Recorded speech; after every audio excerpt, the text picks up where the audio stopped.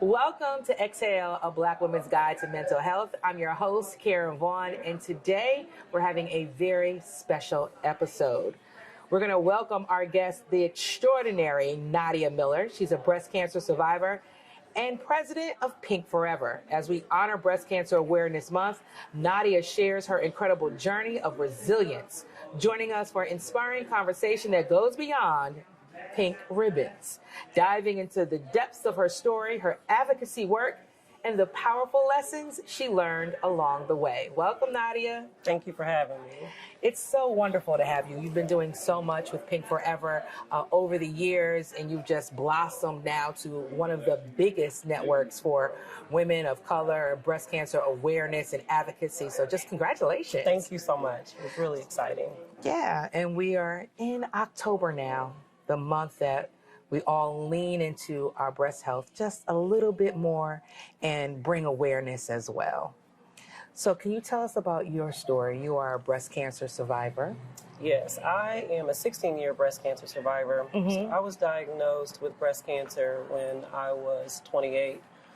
But actually my breast cancer story began with my sister, who was diagnosed at the age of 30, and subsequently she had passed away of breast cancer. And quite a bit, but quite a bit of treatment, a lot of surgeries. But I'm 16 years out now, so really excited. And I know there's a lot in there, but you know, overall, it has not been, and it's still not easy. But I think continuing to do the things that the organization does, and then also I do personally, kind of helps persevere. Absolutely. You know, when we think of going through something as traumatic as cancer and breast cancer, it can be emotionally taxing. So how did you prioritize your mental health during your treatment and during your recovery? Wow. So during treatment, in the beginning, I'll start there. In the beginning, I really did not understand the importance of prioritizing my mental health. Okay. Because I got to survive this thing. Yeah. I had a daughter, family, and actually they were at the forefront of my mind in the very beginning. Okay. And then as I began to go through treatment and surgeries and other things like that, I began to realize how important it was to mind my own mind, you know, and my own emotions, so that I could take care of those other things. And how did I prioritize it? It was either I did or it was going to do it for me. And so I decided that I would put how I felt about what I was going through in my terms. I would deal with it professionally, socially, spiritually. You know, I made a decision that had to be the priority, and everything else after that, it had to come after that. And when you got to the point where I'm making myself a priority, was there one instance or just a aha moment that just really shaved off everything else and you leaned into yourself? Yeah, there actually was. I had multiple surgeries, but after treatment was over, I thought I was on the home stretch, but I was still working like I usually work, which as an executive, you know, you work. I mean, 60, 70-hour days, if not more. There was no weekends, and I had my reconstruction failed. I had a very unexpected situation where I had to go under surgery again, but it was because I wouldn't rest. It was because I wasn't taking the time that I was supposed to take. I was go, go, go. And at that particular time, I decided then that I would do things a little bit different. And so baby steps, but I did that. And I continue to do that. I continue to measure what I am doing, why I am doing it, and how I am doing it, to make sure that I'm tapped into the space that matters and not the other things that really are not the matter with what I'm dealing with. Yeah. The space that matters. I love that. I love that. And when we think about the space that matters, there are, you know, many that are watching or listening, they're having their own aha moment. So what advice can you share with others that may be going through breast cancer, having a family member that is going through breast cancer, to find their space that matters for them? I think it's not much profundity here, but the advice that I would give is to breathe. It's a powerful mechanism. Just breathe. And then begin again once you understand what you're dealing with. I think at times we get to moving and doing things and we don't have a clear picture. And then sometimes, because we haven't taken a moment just to breathe, all those other things start happening in our minds that really are not happening in reality. Yeah. And so you just center yourself. You find the space that matters, which sometimes is just sitting silently and just to breathe. And then move. And then move.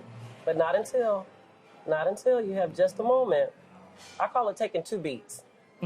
Take 2 beats to just think about whether it's a diagnosis, whether it's a surgery that you have to go through, whether it's all the things that the doctor has said. Just take a minute and then move. So being in that space and you finding your center and taking your 2 beats, there are family members and friends that are just all over you, wanting to connect, making sure you're okay. And sometimes that can be too much. So how do you have those courageous conversations with family and friends that this is my space now? And how can you help those family members understand a bit more what somebody is going through when they are living through breast cancer? Yeah, it's hard. I mean, you said it best. You have to have a courageous conversation from the space of, this is what I need. Because often our family members, our friends, our close network, they're doing what they think may help you. When the reality is, I may only need just a simple phone call, or I may need nothing at a particular point. And so I think it's best that you find a way to communicate with your network of people, with your loved ones, with your family, with your children, about what your needs are. So then that way it doesn't become overwhelming when you're getting cards and text messages and advice that you didn't want and, horror stories, and all of those other things. I think you must find a way to just have the conversation. And how I did it was I called a family meeting with my family. Okay. I called a meeting to just let them know what I needed from them. And then when it changed and when it evolved and I needed more or I needed less, I promised them, I committed to them that I would let them know. But until then, just give me time to, because it's a process. Yeah. It's a process. It's a process of appointments. It's a process of understanding that what your new normal is, and all of those things. All these people love you, right? And they want to be there for you. But you do have to have a balance with that so that you can get through it. So you can manage what's actually going on for yourself before you can actually even accept and find out what kind of help you need for this new thing that has disrupted your life. And then you took that family meeting and you created a community meeting with Pink Forever. Tell us about Pink Forever's mission and how you are building awareness throughout the Black community. Yeah, Pink Forever's mission, we have 4 pillars in our mission, and then that is to eliminate Black breast cancer through advocacy, education, research, and empowerment. And then we developed multiple programs to address those 4 pillars within the community.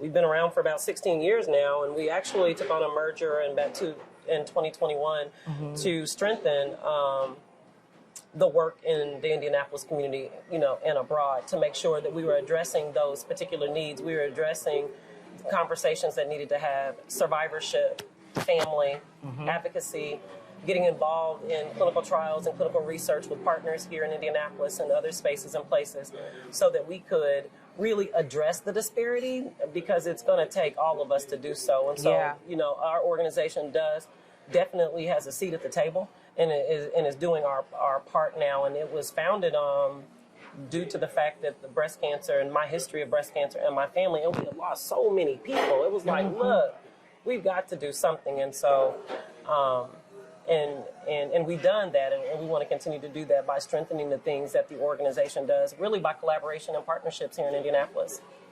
Awesome. So just thinking of the outreach to the community, what are some of the misconceptions or stigmas around breast cancer in our community? And then How do you work to address the issues and take away the stigma? I think the biggest misconception, and I'll give you three. I think number one is the fact that breast cancer only happens to older people. And, we're seeing now that being a young breast cancer survivors is a thing. It's not a fluke.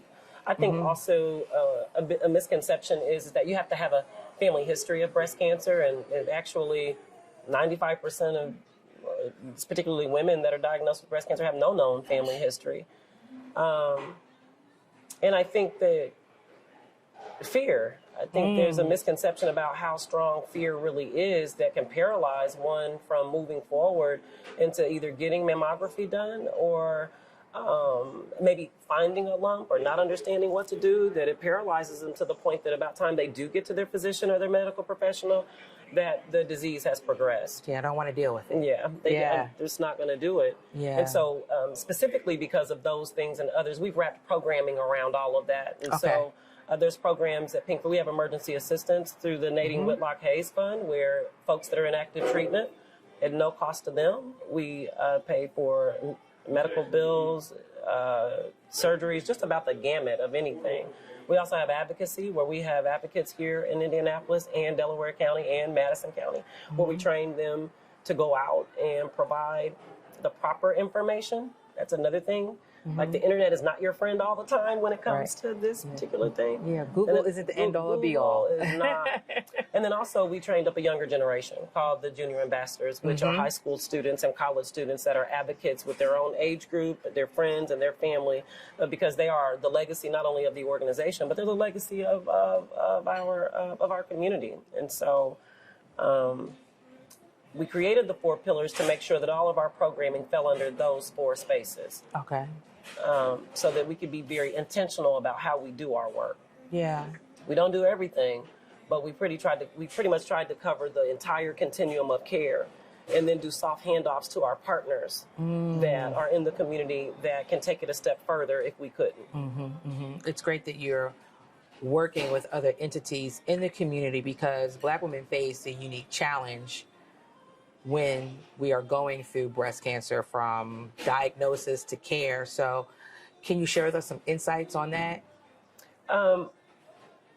Specifically around Black breast cancer in Black women, number one, our tumors are just more aggressive. And because of that, intentional treatments and interventions must be almost custom made for us, right? Wow. Because of the disease and the progression of the disease. And one of the biggest things that I would encourage the community to continue to do is to gain knowledge about what's happening. You know, it's really important.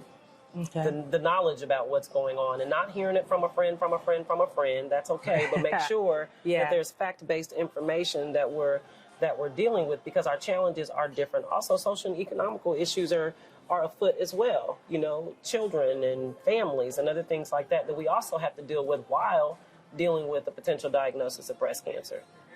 So those that are listening and watching, right, you know, many are like, wow, how can I tap in? How can I receive, you know, some of the resources that Pink Forever provides? Can you share some of the programs that you have?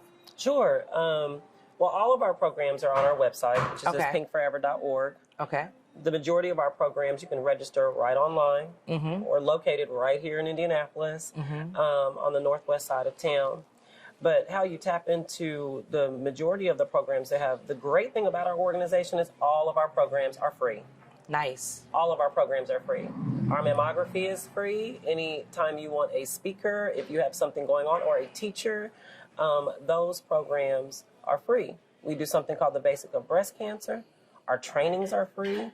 And then health fairs and other things like that, where you see us out in the community, those are free as well. And so, and I think that does matter, right? Yeah. And having access matters, because that can also be a barrier as well. So the biggest things I would say about the Pink Forever organization that I absolutely love is that we strengthen our partnership so strongly that anything that you want to do with us, or anything that we can do for you, is free. It's just simply free. It's really, we're just a phone call away, or you can tap into our website. We have a wonderful executive director named Lisa Hayes that is out in the community daily. Yes. and is doing the work. And yeah, I would say that that's the best way to get a hold of us. We're open Monday through Friday, and then we also take weekend calls. So Okay, cool. we made ourselves available. When you talk about full service, Pink Forever is definitely full service. Yes, ma'am. So in closing, what words of hope or message of hope or empowerment you can share with women, especially Black women going through their own journey? I would say, speaking from the seat of a breast cancer survivor, I'll take that lens. Okay. And being 16 years away from what I was told when I was just a young girl, that you're looking at hope. Nice. Yeah. You're looking at perseverance. You're looking at what they say you can't do. You're looking at someone with a full head of hair that once didn't even have eyebrows anymore, you know. And so I would encourage one that has been diagnosed with breast cancer or know someone that has been diagnosed with breast cancer to, number one, get involved, but number two, you can absolutely do it if you think you can. If you think you can. If you think you can. And getting to that point where you know you can. Right. Yeah. And that's two different walks as It well. is. I love that you brought that out. There was once that I did. I thought I could get through it. And then there was one day, as time went on, and that I knew that I could. And I have a different type of vibration, you know, because I know. And I know that it may not be easy, but I know that there are resources available out there through Pink Forever and through other partnerships, specifically here in this great city. And I just encourage folks to take advantage of the resources that are out there, because they are out there. And then if you need some help, here we are. We'd be more than happy to help you, even if our organization has multiple partnerships in the community, and not small ones. And I don't think our partners would be upset if we mentioned them. But the American Cancer Society is a huge partner of ours, and I'll leave it there, and you can check out our websites for our other ones, but we make sure that we are tapped into the right people. Okay. Well, thank you for tapping in with Excel. Yes, ma'am. We appreciate you. And whenever you need us, you know that we're here. Thank you so much. You're welcome. Thank you all for watching this episode of Excel, and remember to exhale and be well.